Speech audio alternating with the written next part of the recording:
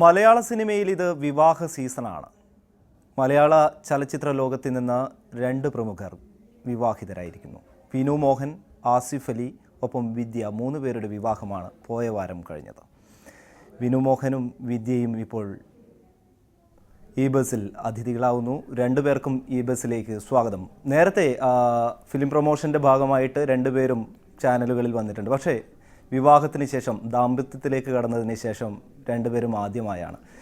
വിനുമോഹൻ, എന്തൊക്കെയുണ്ട് വിശേഷങ്ങൾ? നമസ്കാരം. വിശേഷം എന്താ, നല്ല വിശേഷം. ഇപ്പം ഏകദേശം ഒരാഴ്ച കഴിഞ്ഞു കല്യാണം കഴിഞ്ഞിട്ട്. നന്നായി പോകുന്നു, കുഴപ്പമില്ല. ശരിക്കും നല്ലൊരു എൻജോയ് ചെയ്ത് തന്നെ പോവാണ്. വിദ്യ ഒരുപക്ഷെ 2 പേരും കൂടെ ഒരു സിനിമയിൽ അഭിനയിച്ചിട്ടുണ്ടെന്ന് തോന്നുന്നു, അല്ലേ? അതെ അതെ. നീലാംബരി എന്ന് പറഞ്ഞ ഫിലിമിൽ, നീലാംബരി തിരക്കിനിടയിൽ എന്ന് പറഞ്ഞ പടത്തിൽ ഞങ്ങൾ അതിൽ ഗസ്റ്റ് ഹീറോയിനായിട്ട് അഭിനയിച്ചതാണ് വിദ്യ. അതിലൊരു സോങ്ങും ചെയ്തിട്ടുണ്ട് ഞങ്ങൾ. വിദ്യ ഒരു പക്ഷേ മലയാള സിനിമയിൽ അപൂർവം. കൊട്ടാരക്കര സാർ മുതൽ ഇങ്ങോട്ട് നോക്കിയാൽ സായികുമാർ, ശോഭ മോഹൻ, വിനുവിൻ്റെ അച്ഛനൊപ്പം അനു മോഹനിലേക്ക് വരെ എത്തിയിരിക്കുന്നു. ആ കുടുംബത്തിലേക്ക് വരുമ്പോൾ എന്ത് തോന്നുന്നു? തീർച്ചയായിട്ടും എൻ്റെ ഭാഗ്യം എന്ന് പറയാം, അല്ലാതെ വേറൊന്നും പ്രത്യേകിച്ച് പറയാനില്ല. ഞാൻ ഒരിക്കലും വിചാരിച്ചതല്ല ഇപ്പം ഈ ഒരു ഫാമിലിയിൽ എത്തിപ്പെടുമെന്ന് ഞാൻ ഒരിക്കലും വിചാരിച്ചിട്ടില്ല. എന്തോ അച്ഛനും അമ്മ ചെയ്ത പുണ്യം എന്നൊക്കെ പറയാം. എനിക്ക് ഈ ഒരു നല്ലൊരു ഫാമിലിയിൽ എത്തിപ്പെടാൻ പറ്റിയത് വളരെയധികം സന്തോഷമുണ്ട്. അമ്മയായിക്കോട്ടെ, അനു ആയിക്കോട്ടെ, ഒരു നല്ലൊരു അറ്റ്മോസ്ഫിയർ എനിക്ക് ഇപ്പം എൻ്റെ വീട്ടിലെങ്ങനെയാണ് അതുപോലെ തന്നെ എനിക്ക് ആ വീട്ടിലേക്ക് ചെന്നിട്ട് വേറൊരു ഡിഫറൻസ് ഒന്നും തോന്നുന്നില്ല. പതിവ് ചോദ്യം തന്നെ, പ്രണയവിവാഹമായിരുന്നു?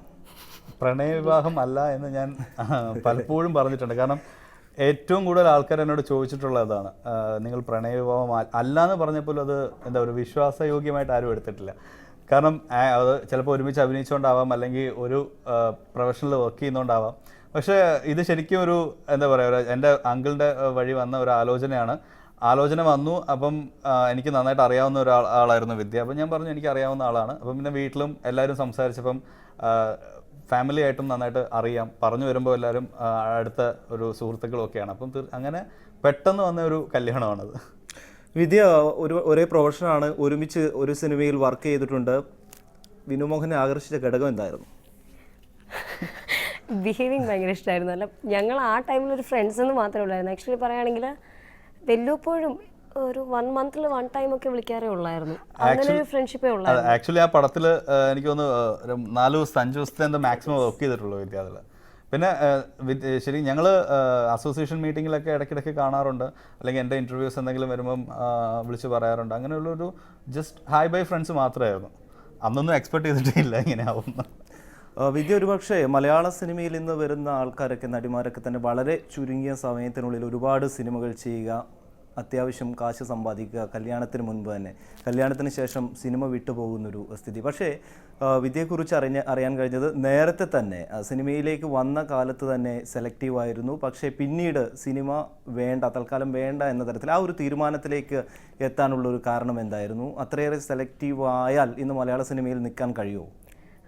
സെലക്റ്റീവ് ആയാലെന്ന് വെച്ചാൽ ഞാനിപ്പം അതർ ലാംഗ്വേജ് എല്ലാം ചെയ്യുന്നുണ്ടായിരുന്നു. അപ്പം എന്നെ സംബന്ധിച്ച് ചെയ്യുന്ന ഒരു പ്രോജക്റ്റേ ഉള്ളെങ്കിലും നല്ല ഒരെണ്ണം ചെയ്യാമെന്ന് വെച്ചിട്ടായിരുന്നു ഞാൻ ലാഗ് ചെയ്തത്, വേറൊന്നുമല്ലായിരുന്നു. അപ്പം ഞാൻ കന്നഡ ചെയ്യുന്നുണ്ടായിരുന്നു, തമിഴിലും തെലുങ്കിലും ചെയ്തു. അപ്പം മലയാളത്തിൽ എനിക്ക് ഞാൻ ഉദ്ദേശിച്ച പോലത്തെ നല്ലൊരു ക്യാരക്ടർ കിട്ടിയില്ല, അതുകൊണ്ട് ലാഗ് ചെയ്തു എന്ന് മാത്രം. പിന്നെ ഒരു പക്ഷേ ഈ സിനിമാക്കാരുടെ ഒരു വലിയ പ്രശ്നമുണ്ട്, ഈ സെലിബ്രിറ്റീസിൻ്റെ പ്രശ്നം എന്നുള്ളത്. സിനിമ കാണാനില്ലെങ്കിൽ ചോദിക്കും, മലയാള സിനിമയിൽ നിന്ന് ഔട്ടായോ, ഇപ്പോൾ പണിയൊന്നും ഇല്ലേ എന്ന്. അത് വലിയൊരു ശല്യം തന്നെയാണ്. ഒരു പക്ഷേ പ്രേക്ഷകരും അറിയാൻ ആഗ്രഹിക്കുന്നു. ഈ പറഞ്ഞതുപോലെ തന്നെ കഴിഞ്ഞ ഒരു വർഷം ഏതാണ്ട് 6-7 സിനിമയോളമാണ് ഇവന് വിട്ടത് എന്നും സിനിമാ ലോകത്ത് അറിയുന്ന കാര്യം തന്നെയാണ്. പക്ഷേ എന്താണ് ഇത്ര വലിയൊരു ഗ്യാപ്പ് എടുക്കാനുള്ളത് കാരണം? അല്ല, ആക്ച്വലി ഇപ്പോൾ ഒരു ഗ്യാപ്പ് വരാനുള്ളൊരു റീസൺ, ഇപ്പം എനിക്ക് എന്താ പറയുക, നല്ലൊരു പ്രോജക്റ്റ് ചെയ്യണം, അല്ലെങ്കിൽ ഞാനിപ്പോൾ എനിക്ക് വന്ന ക്യാരക്ടേഴ്സൊക്കെ ഞാൻ ചെയ്ത് വന്ന രീതിയിലുള്ള ക്യാരക്ടേഴ്സാണ് വന്ന സിനിമകളെല്ലാം. അപ്പോൾ എനിക്ക് എന്തോ നമ്മളിപ്പോൾ ചെയ്ത അതേ പാറ്റേണിൽ തന്നെ ചെയ്തു പോകാനൊരു താല്പര്യമില്ലായിരുന്നു. അതുകൊണ്ട് തന്നെ നല്ലൊരു പ്രോജക്റ്റ് വേണം എന്ന് തീരുമാനിച്ചു. പിന്നെ ശരിക്കും ഒരു രാധാകൃഷ്ണൻ ചേട്ടൻ്റെ പടം ഇങ്ങനെ സബ്ജക്റ്റ് എല്ലാം ഒരുവിധം ലെവലായി നന്നായിട്ട് അതിൻ്റെ, പക്ഷേ നമുക്ക് ആ കോൺഫിഡൻസിലേക്ക് ആ സബ്ജക്റ്റ് എത്തിയില്ല. നല്ലൊരു തീമായിരുന്നു സ്ട്രീറ്റ് ഡോഗ് എന്ന് പറഞ്ഞ ഫിലിം. അപ്പം അതിപ്പം ഏകദേശം ഇപ്പം ഒരു 2-3 മന്ത്സിനകത്ത് നമുക്ക് സ്റ്റാർട്ട് ചെയ്യാവുന്ന രീതിയിൽ അതിൻ്റെ സ്ക്രിപ്റ്റ് വർക്ക് കഴിഞ്ഞു വരുന്നേ ഉള്ളൂ. അപ്പം ആ ഒരു പ്രോജക്റ്റ് നെക്സ്റ്റ് ചെയ്യണം എന്നുള്ള ഒരു ആഗ്രഹമായിരുന്നു മനസ്സിൽ മുഴുവൻ.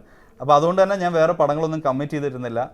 പിന്നെ ഒരു കാര്യം എന്ന് പറഞ്ഞാൽ ഇപ്പം എൻ്റെ ഒരു 2 വർഷം ആവുന്നേ ഉള്ളൂ അച്ഛൻ മരിച്ചിട്ട്. അപ്പോൾ ആ ഒരു ടൈമിൽ വീട്ടിലേക്ക് പെട്ടെന്ന്, കാരണം എന്നെ സംബന്ധിച്ച് ഞാൻ വളരെ ഫ്രീ ബേർഡായിട്ട് നടന്ന ഒരാളാണ്. കാരണം വീട്ടിലൊരു കാര്യം അങ്ങനെ ഞാൻ ഒന്നും ചിന്തിക്കേണ്ടി വന്നിട്ടില്ല. കാരണം അച്ഛനുള്ള സമയത്ത് എനിക്ക് അങ്ങനെ ഒരു കാര്യത്തിലും എനിക്കങ്ങനെ ഇടപെടേണ്ടിയോ അല്ലെങ്കിൽ ഈവൻ എൻ്റെ ഒരു കാര്യവും ഞാൻ നോക്കേണ്ടി വന്നിട്ടില്ല. അത്രയും ഫ്രീ ആയിരുന്നു ഞാൻ.